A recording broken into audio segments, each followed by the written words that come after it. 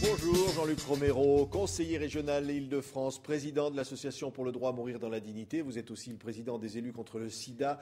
On va évidemment parler dans quelques instants du mariage pour tous, du débat en France. Mais d'abord, l'euthanasie, c'est une autre grande question. Vous avez écrit plusieurs livres là-dessus.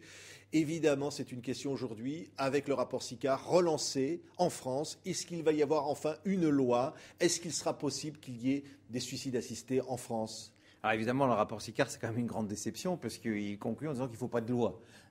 Alors que le président Hollande, dans sa campagne, s'était engagé dans sa proposition 21 à ce qu'on aille plus loin et à ce qu'on permette le droit de mourir dans la dignité. Alors ce qui est intéressant, c'est que la réaction de l'Élysée est pour nous quand même, enfin je l'espère, favorable, puisque le président a annoncé après la remise du rapport Sicard qu'il y aurait une loi au mois de juin 2013. Oui. Vous souhaitez que cette loi aille jusqu'où? Moi, je veux une loi qui à la fois permette l'accès universel aux soins palliatifs, parce qu'il faut qu'on arrête de mentir là-dessus. Le bon docteur Leonetti, pendant 10 ans, était au pouvoir. À peine 20% des gens qui en ont besoin en bénéficient. Ça, c'était l'auteur de l'ancien rapport. Voilà, tout à fait. Oui. Et que de l'autre côté, il y ait la légalisation et de l'euthanasie et du suicide assisté. Je crois que c'est ce que les gens attendent. 9 Français sur 10 y sont favorables. Vous savez, il n'y a pas une cause qui fait autant l'unanimité. Vous savez, on va parler tout à l'heure du mariage pour tous. C'est vrai que ça ne fait pas forcément l'unanimité. Là, cette cause-là, que vous soyez à droite, que vous soyez à gauche, que vous viviez dans le Nord, que vous viviez à Paris, tout le monde y est favorable. Alors qu'est-ce qui bloque? C'est l'idée du suicide assisté qui bloque? C'est l'idée que, d'abord, on a eu des espèces de grands mandarins qui estiment que c'est à eux de décider pour nous. Et ils ont toujours résisté à l'idée que ce soit le patient et lui seul qui décide ce qui est le mieux pour lui en fin de vie. En gros, ils nous ont infantilisés. Ils disent, vous savez, quand vous êtes mourant, vous savez plus ce que vous voulez. Moi, j'ai vu, comme certainement vous, bien des gens en fin de vie, ils savaient très bien ce qu'ils souhaitaient pour eux. Et puis, vous avez à côté ces lobbies quand même pro-life qui sont très puissants. Des lobbies qui sont religieux. Des lobbies cathos qui sont très, très puissants à l'Assemblée et au Sénat, qui ont fait que globalement, on parle de l'euthanasie, on pourrait dire la même chose pour le mariage pour tous. La France, qui montrait le chemin avant, aujourd'hui est très en retard parce que ces lobbies-là, ils empêchent que des lois de société, de liberté et d'égalité arrivent dans notre pays. Alors, est-ce que le président Hollande, vous en parliez à l'instant, doit tenir des promesses? Il a été élu pour cela. Est-ce que c'est une bonne méthode, finalement, d'ouvrir des débats ou de s'en remettre à l'opinion publique ou à l'Assemblée nationale ou à des commissions?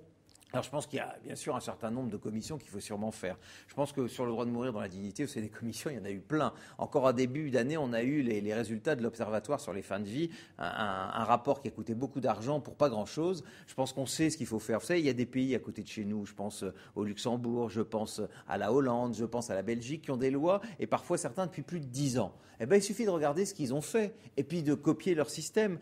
Dans ces systèmes-là, il n'y a pas de dérive, et la personne est enfin respectée. Donc nous, on n'a pas à inventer des nouveaux systèmes, des missions et des commissions. Il y en a plusieurs par an. Je crois que maintenant, il faut passer aux choses sérieuses. Et voilà, le président de la République nous a dit ces derniers jours qu'il y aurait un projet de loi. Maintenant, il faut que nous, militants, et je parle globalement même les Français, on se batte pour que cette loi, elle mette vraiment le patient au centre. Que ce soit lui qui doive décider, ce n'est pas à ses héritiers de décider, et ce n'est pas non plus aux médecins de décider ce qui est le mieux pour la personne qui meurt. Jean-Luc Romero, on va voir des images, on les a vues dans l'actualité, notamment dans les journaux de TV50. Ce sont ces manifestations. Alors là, ce sont des manifestations qui étaient en faveur du mariage pour tous, pour ne pas dire du mariage pour que les homosexuels puissent se marier. Il y a eu des manifestations d'opposition, des manifestations importantes, parfois violentes d'ailleurs, de ceux qui s'opposent à ce mariage, notamment à l'UMP, à droite. On est farouchement hostile à l'idée du mariage pour tous, et notamment de la procréation médicalement assistée, en plus du droit d'adoption pour les homosexuels. Qu'est-ce qui freine, qu'est-ce qui bloque?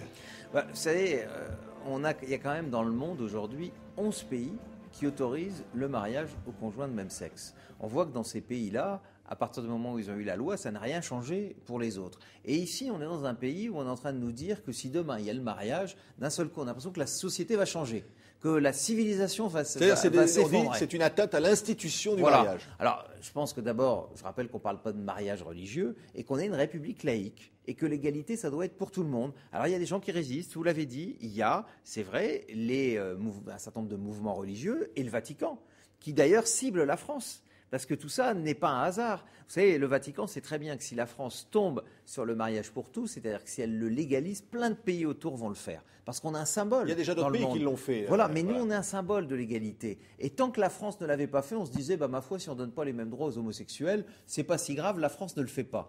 Le jour où la France va le faire, ça va avoir des conséquences. Et je peux vous dire, pour voir un certain nombre d'interlocuteurs en Europe, mais aussi aux États-Unis, où le président Obama s'y est aussi engagé, il regarde la France avec intérêt. Et donc le Vatican met tous ses moyens pour qu'on n'ait pas cette loi, comme d'ailleurs sur l'euthanasie, c'est aussi la même chose. C'est ces deux textes que ne veut pas le Vatican. Et Jean-Luc Romero, il y aura cette loi ? Est-ce que cette loi véritablement sera... Est-ce qu'il y aura possibilité, et quand d'ailleurs, pour les homosexuels de se marier en France ? Le président Hollande a été très clair dans sa campagne. Il a dit, il y a la proposition 31, c'est l'ouverture du mariage et c'est l'adoption. Il a donné un calendrier.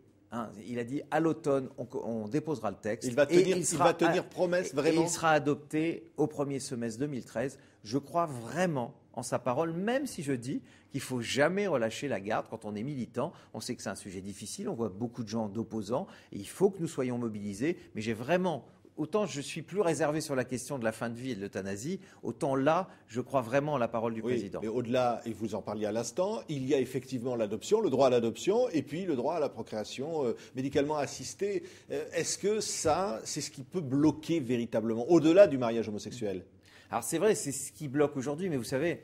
Je viens de finir un documentaire dans lequel on regarde ce qui s'est passé au moment de la dépénalisation de l'homosexualité, au moment du Pax. Vous avez les mêmes arguments, notamment d'une partie de la droite, qui dit toujours la même chose. Quoi qu'on aurait pu proposer, le président n'aurait proposé que l'ouverture du mariage. Croyez-moi, il se serait opposé de la même manière. Tout ça, c'est des arguments qu'ils ont, mais au final, ils s'opposent à l'égalité des droits. C'est ça, et rien de plus. Et c'est bien pour ça qu'il faut un texte complet, parce que sinon on va satisfaire personne.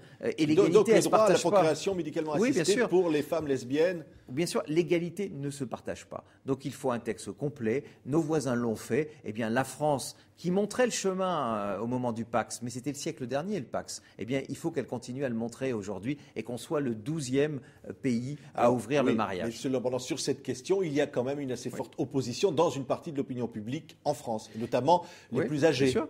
Mais vous savez, le rôle des politiques, c'est aussi de montrer le chemin. Si François Mitterrand avait écouté l'opinion, il n'aurait jamais aboli la peine de mort. Si Valéry Giscard d'Estaing avait écouté l'opinion, il n'aurait jamais autorisé l'avortement. Il faut parfois, quand on est politique et qu'on pense que tout ça, ça va dans le sens de la République, de l'égalité, d'une démocratie apaisée, mais il faut aussi montrer le chemin. Et je crois que là, il est de la responsabilité et du président de la République et du gouvernement d'assumer cela, d'assumer cette égalité et de faire un texte complet l'année prochaine. Merci Jean-Luc Romero. Homo Politicus, c'est le titre du documentaire après le livre que vous aviez déjà publié, donc que vous venez de réaliser. Merci d'avoir été l'invité de TV5 Monde.